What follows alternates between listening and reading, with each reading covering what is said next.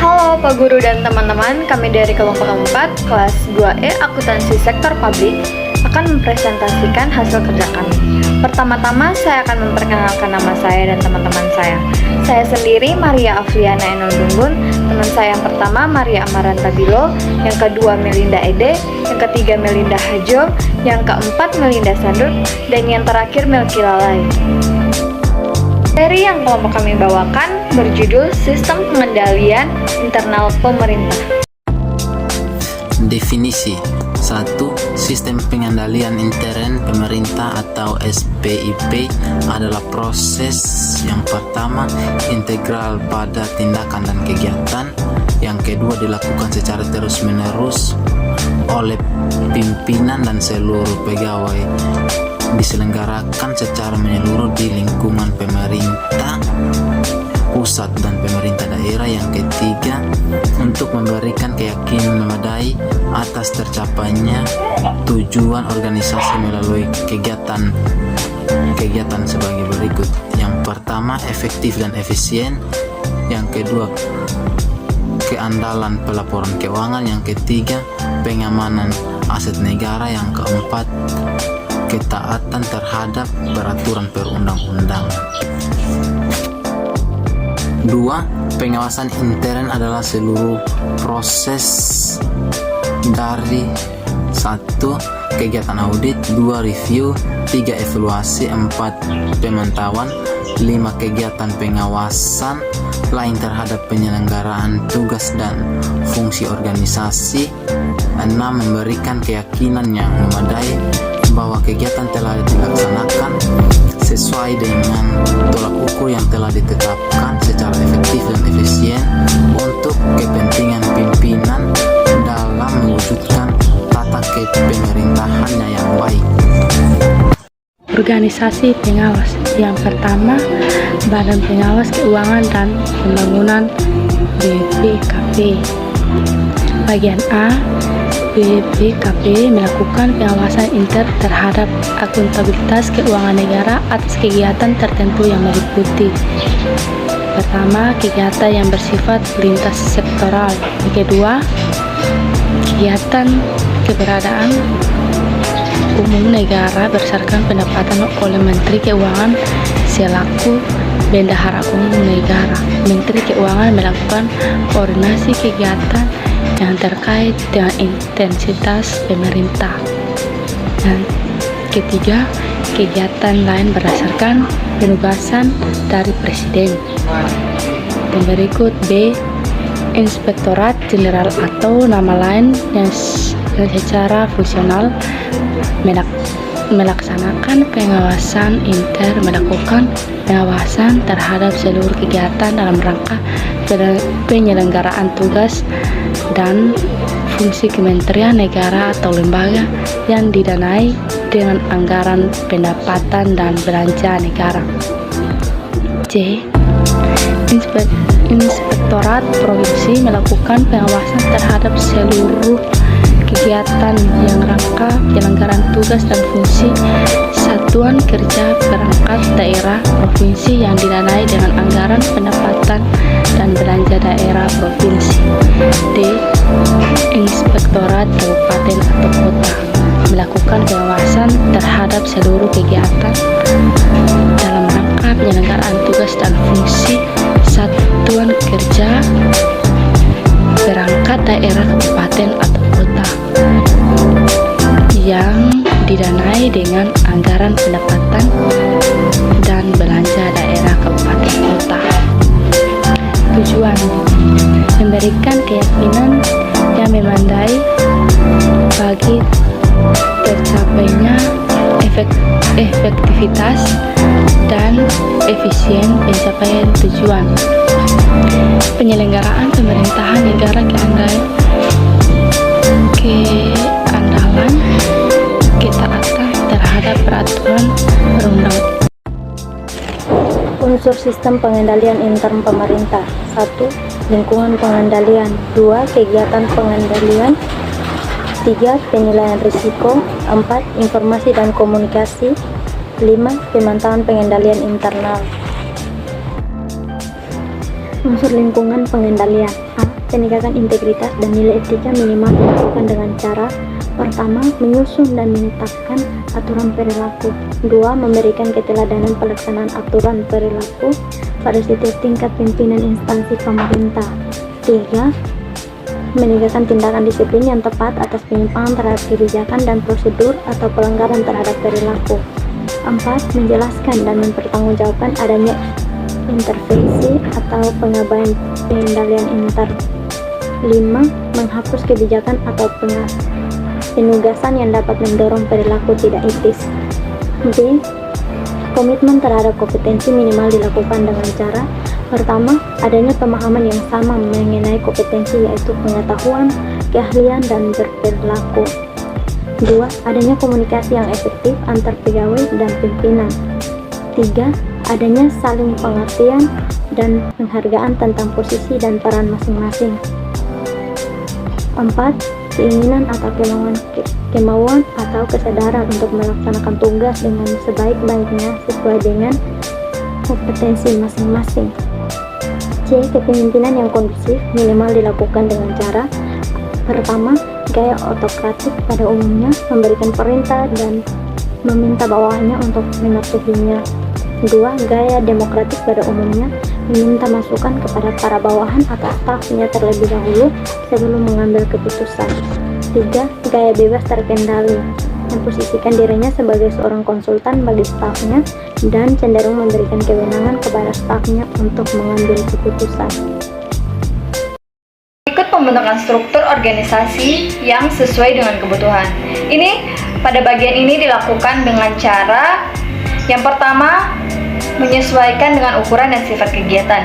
Yang kedua itu memberikan wewenang dan tanggung jawab. Yang ketiga, menetapkan jumlah pegawai yang masuk. Yang berikut pendelegasian wewenang dan tanggung jawab yang tepat.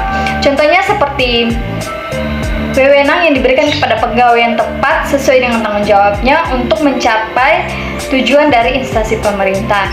Yang berikut penyusunan dan penerapan kebijakan yang sehat tentang pembinaan sumber daya manusia.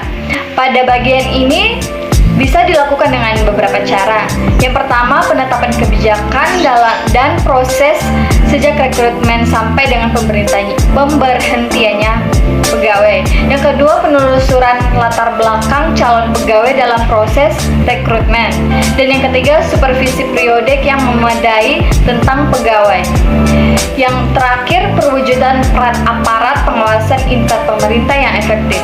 Itu biasanya dilakukan dengan cara memelihara dan meningkatkan kualitas tata dalam penyelenggaraan tugas dan fungsi sebuah instansi pemerintah. Penilaian resiko terdiri dari identifikasi resiko dan analisis resiko.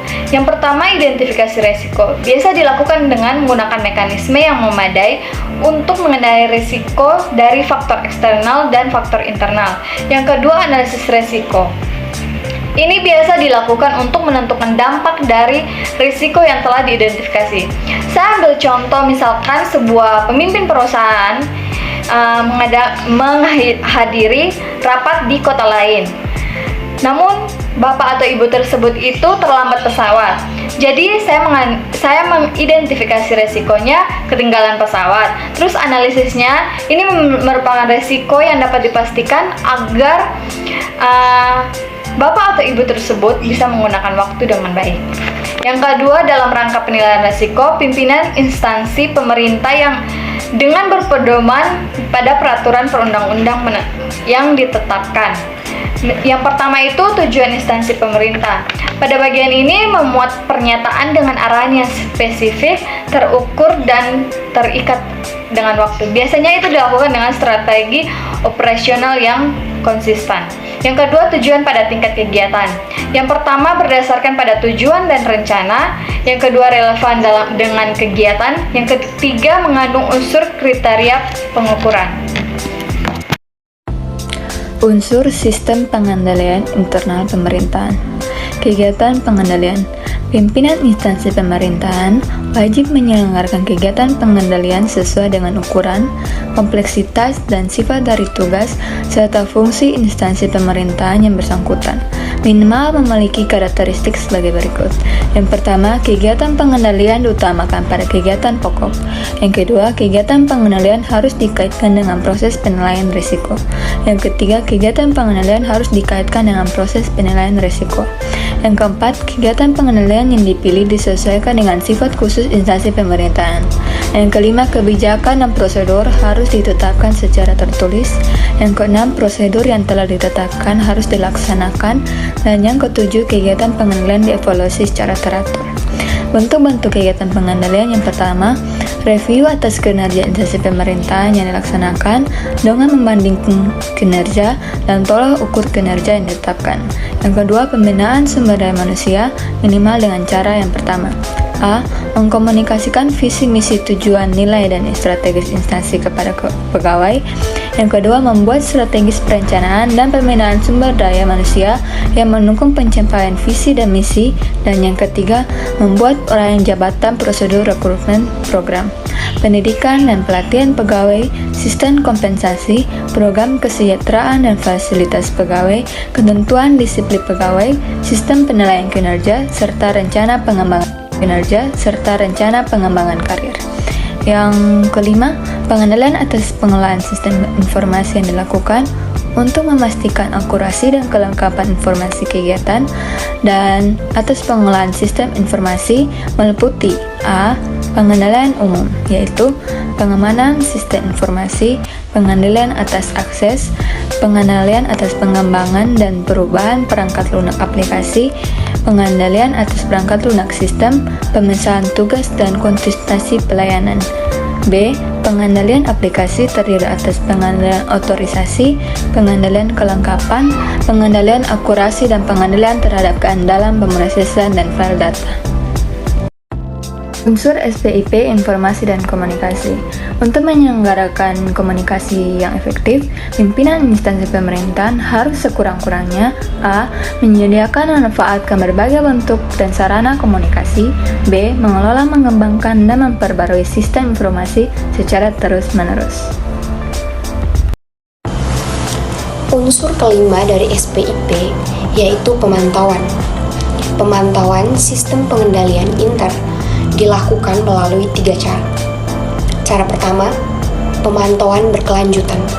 Pemantauan berkelanjutan dapat dilakukan melalui pengelolaan rutin, perbandingan, supervisi, rekonsiliasi, dan tindakan lain yang berkaitan dengan pelaksanaan tugas. Cara kedua, evaluasi terpisah.